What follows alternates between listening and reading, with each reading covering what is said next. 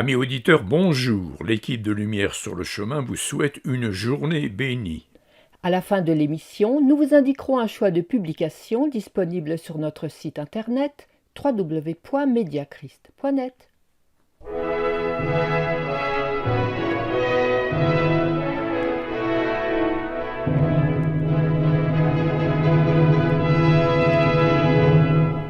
Chers amis auditeurs, je parie que vous connaissez tous l'expression « riche comme Job ». Non, pas vraiment. Je connais riche comme Crésus. Tu es sûr de ne pas te tromper? Moi, je connais pauvre comme Job. Eh bien, vous avez raison.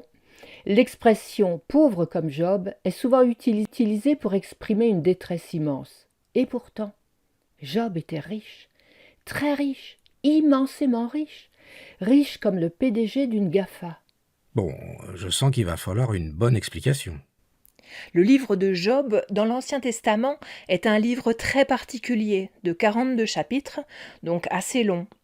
D'autant plus long à lire que c'est un livre poétique qui prend son temps pour exposer les merveilles de la création. Mais n'hésitez pas à y consacrer un bon moment. Alors, voyons de quoi parle ce livre. Il s'agit d'un défi lancé à l'Éternel par Satan. Job était un homme juste qui conformait toute sa vie au décret de Dieu. Et Dieu l'avait béni. Job était donc vraiment très riche. Il possédait de nombreux troupeaux qui prospéraient régulièrement. Sa richesse ne provenait pas de magouilles douteuses. Il n'avait pas volé le travail de son prochain. Il ne l'avait pas diffamé pour pouvoir accaparer ses biens en toute tranquillité. Il n'avait spolié personne. Il n'avait pas abusé de ses pouvoirs pour délester les pauvres. Il n'avait pas fait travailler ses serviteurs sans leur payer un salaire honnête. Le verset 3 du premier chapitre précise « Cet homme était le plus considérable de tous les fils de l'Orient. » La considération dont il jouissait n'était pas usurpée. Pour couronner cette belle réussite, Job avait une belle famille, 10 enfants qui faisaient sa joie et qui lui assureraient une vieillesse confortable. Job était un croyant fidèle à son Dieu, il menait sa vie sagement, il se souciait des malheurs de ses contemporains pour les secourir. Sa vie personnelle était honnête, sans excès, il était fidèle et ne commettait pas de péché grossier. Il mettait toute sa confiance en l'Éternel. Il savait que tout ce qu'il possédait lui venait de la bonté de son Dieu, qu'il honorait avec persévérance, en se préservant du mal. Il priait le Seigneur et lui offrait les sacrifices prescrits par la loi. C'est là qu'intervient Satan. Il va trouver Dieu et lui susurre « Est-ce d'une manière désintéressée que Job craint Dieu? Ne l'as-tu pas protégé, lui, sa maison et tout ce qui est à lui? Tu as béni l'œuvre de ses mains, et ses troupeaux couvrent le pays. Mais étends ta main, touche à ce qui lui appartient, et je suis sûr qu'il te maudit en face. » Alors là, j'ai une question. Est-il honteux de demander à Dieu qu'il nous protège? Moi, je prie cela tous les jours.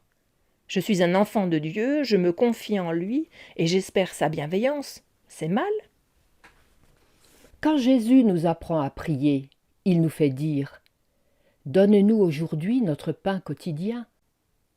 Cette prière nous incite à tout attendre du Seigneur. Elle nous autorise à tout lui demander. Non, non, ce n'est pas mal, c'est l'essence même de la confiance en Dieu. Que répond l'Éternel à Satan? Tout ce qui lui appartient, je te le livre. Seulement ne porte pas la main sur lui. Ni une ni deux, Satan va abattre sa colère sur Job. En quelques instants, il envoie des étrangers piller tous les troupeaux. Et pire, il fait monter un violent ouragan qui ravage la maison où se trouvaient réunis les 10 enfants de Job. La maison s'effondre, ils périssent tous les 10. Comment réagit Job à cette effroyable catastrophe? La fin du premier chapitre nous dit « Alors Job se prosterna à terre en disant « Je suis sorti nu du sein de ma mère, et nu je retournerai dans le sein de la terre. L'Éternel a donné, l'Éternel a ôté, que le nom de l'Éternel soit béni. » En tout cela, Job ne pécha pas et n'attribua rien d'injuste à Dieu. Job est resté fidèle à son Seigneur. Vous connaissez beaucoup de gens capables d'une telle confession? Dieu le fait même constater à Satan. Job est un homme intègre et droit, craignant Dieu et se détournant du mal. Il demeure ferme dans son intégrité, et tu m'excites à le perdre sans motif. Chacun de nous voudrait recevoir de Dieu le même éloge. Satan ne s'avoue pas vaincu. Il n'en reste pas là. Il insiste.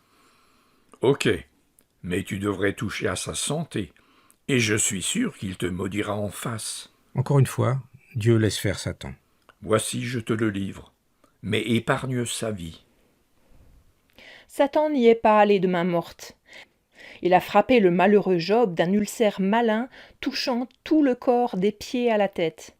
Un ulcère provoquant d'horribles démangeaisons, obligeant le malade à se gratter toute la journée, ce qui provoque des plaies purulentes, affreux. Alors pour son épouse, c'en est trop. La coupe déborde.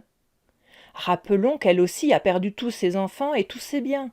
Elle conseille à son mari: Tu demeures ferme dans ton intégrité. Maudis Dieu et meurs.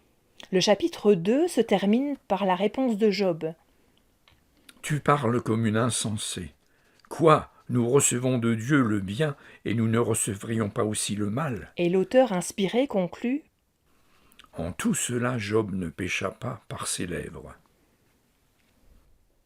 Job est maintenant un malade misérable, dont chacun s'éloigne tant la maladie est insupportable à regarder. Où est l'homme influent dont les sentences éclairaient les concitoyens?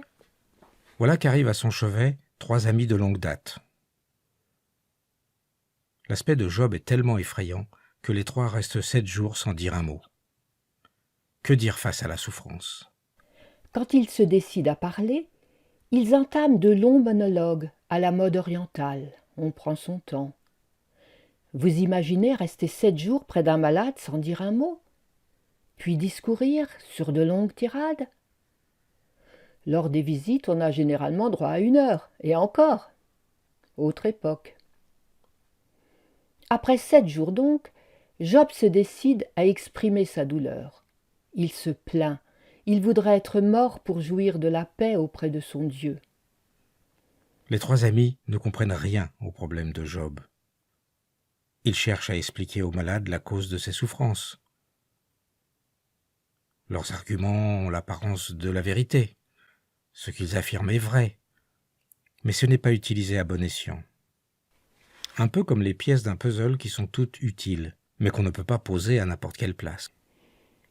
Ils affirment en substance que Dieu bénit les justes et punit les insensés.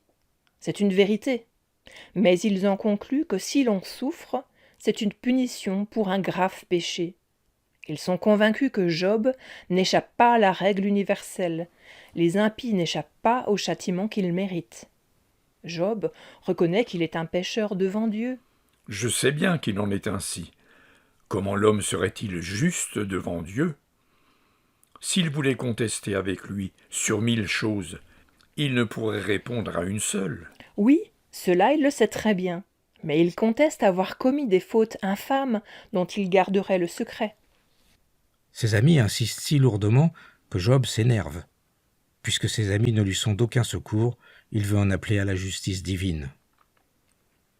Je veux parler au Tout-Puissant.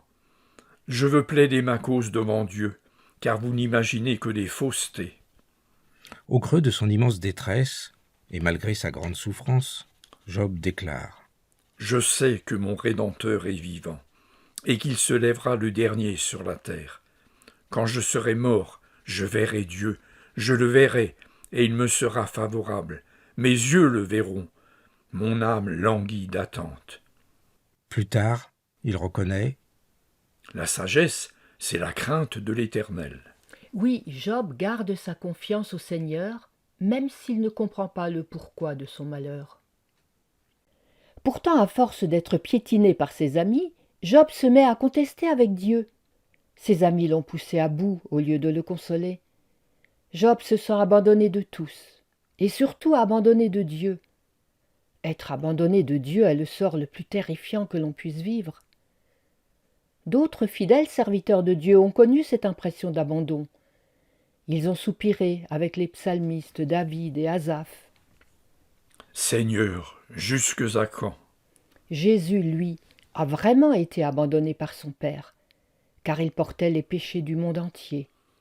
La survie de l'humanité dépendait entièrement de cette malédiction subie par le Fils de Dieu. Exténué, complètement essoré, Job finit par demander des comptes à Dieu. Ce qui énerve le 4e visiteur. Il rappelle à Job. Dieu est plus grand que l'homme. Veux-tu donc disputer avec lui, parce qu'il ne rend aucun compte de ses actes? Il donne des avertissements afin de détourner l'homme du mal et de le préserver de l'orgueil. Considère les merveilles de Dieu.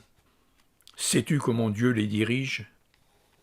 C'est pourquoi les hommes doivent le craindre. Il ne porte les regards sur aucun sage.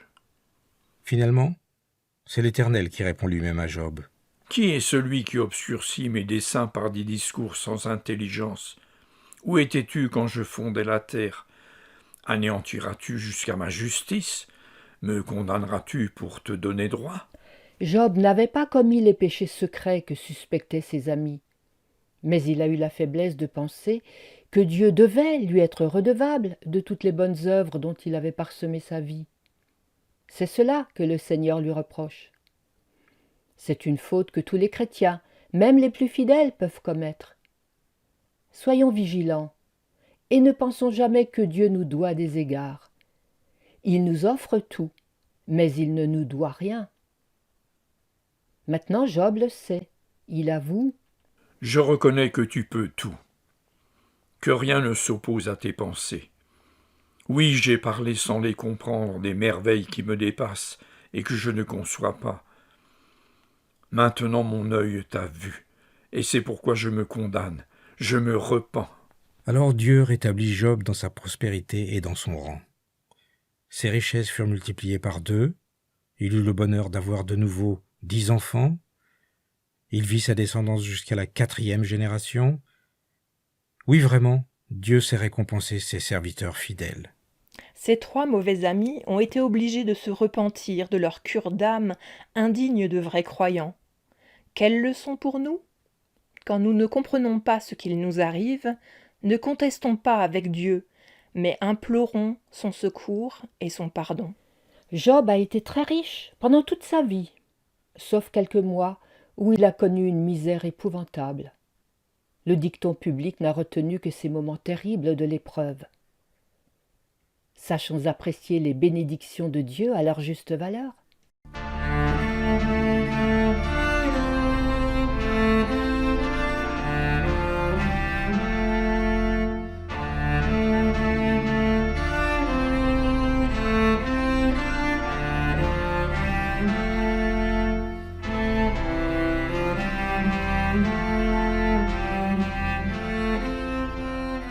Prions.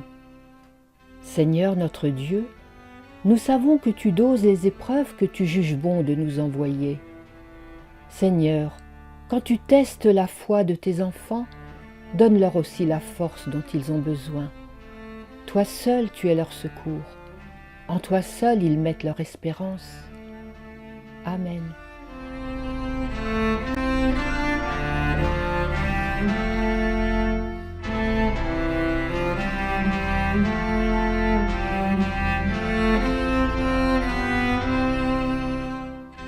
Voici la sélection du jour. Demandez à recevoir gratuitement La brochure Comment venir en aide aux drogués ou notre magazine Amitié luthérienne ou notre cours biblique par correspondance. ou demandez les 3. La brochure Comment venir en aide aux drogués, le magazine Amitié luthérienne et le cours biblique sont gratuits. Adressez-vous à notre site internet www.mediachrist.net. Vous y trouverez tous ces renseignements, un catalogue de nos publications et bien d'autres informations. À bientôt.